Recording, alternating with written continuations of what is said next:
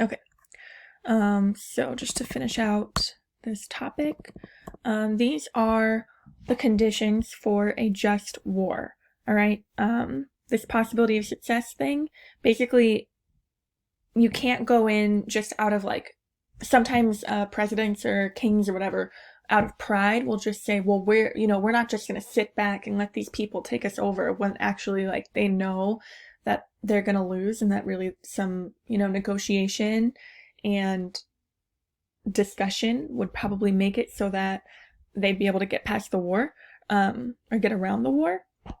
But instead they choose just to send their people in blindly, knowing that they're all going to die. That is not good. And if there's no possibility of success, then it is not a just war. Okay. So, or actually, why am I talking about all of this war stuff? Just because any time throughout society when a war has come about, there's been this discussion of whether or not it's a just war. So it is important for us as Catholics to have an understanding of what the church says constitutes a just war. And again, this all fits with natural law, right? This all fits with reason. All this makes sense. So we just want to make sure that we keep it in mind whenever these kinds of things come up. And, with any help from God, we won't have a situation where we have to be worried about just war in our future, but you never know. And so these are things that we always should be aware of. Okay. Then the last one that we're going to talk about is scandal. So what is scandal? This is leading another person to commit evil, either through your example or through encouragement. Okay. So either I show you guys with my actions that I am breaking all the commandments or whatever, and just hoping that no one will notice, but you do, so then you're like, oh, okay, she's doing it, so then I can. Your sin, therefore, would become my responsibility, okay? Or if somebody, you or whoever, goes to somebody and says, oh, hey, like, actually, I think it would be good for you to X, Y, and Z, whatever sin you can think of, then you also are participating in the sin of scandal, which is a sin in itself, okay? It's not just helping them do that other thing. The scandal, letting them think that it's a good thing or encouraging them, is a whole nother issue within itself that then you are subject to, okay? So I want to remind you of this saying from Jesus in the Gospel of Matthew. If anyone causes one of these little ones, those who believe in me, to stumble, it would be better for them to have a large millstone hung around their neck and to be drowned into the depths of the sea. It's a pretty scary statement. But this is the one that we're always sent to when we think about scandal, okay? The key word here is cause, all right? So if you're a scrupulous type of person, if you get anxious about your sin, and you're like, oh my gosh, did somebody do something bad because of something I've done before? The key word here is cause, all right?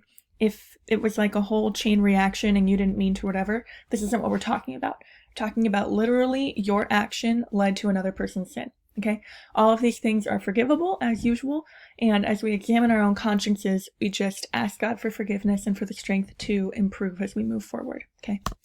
And what's the controversy around scandal? A lot of times we think that as long as we don't do anything wrong, it doesn't matter what the people around us do. And as usual, Jesus holds us to this higher standard. Not only are we supposed to be watching out for our actions, if we really love our neighbor as ourselves, we should be watching out for their actions too. That doesn't mean you go up to your friends and start telling them what to do all the time, but it does mean that if they say, hey, I did this thing, doesn't that make me cool? And you happen to know that it's breaking a commandment, that you don't say, yeah, that does make you cool, or like, oh, you go, bro, whatever. Like, no, you do have a responsibility to, at least to not support that action.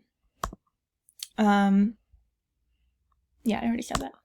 All right, and then the last idea here, throughout the Catechism, when we talk about especially the fifth commandment, there's this idea of acting as an accomplice. This is similar to scandal, but it's just a little bit different. Basically a helper. So if you weren't the one that did the thing, if you helped them do this thing, then you're acting as an accomplice, and you also have that responsibility, okay? It's pretty much the same as committing the offense, okay? So acting as an accomplice, you would have the responsibility of having committed the sin, And then depending on who you are and whether or not you're a responsible person in their life or an authority, you might also have the issue of scandal. Okay.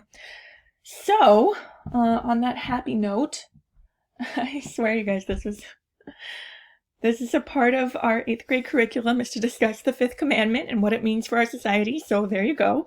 Our assignment for this particular lesson is to complete the Google form about implications of the 4th and 5th commandments. Okay. And that will be available starting Wednesday. So that's due Friday, and I'll see you in the Zoom call. Have a great Wednesday.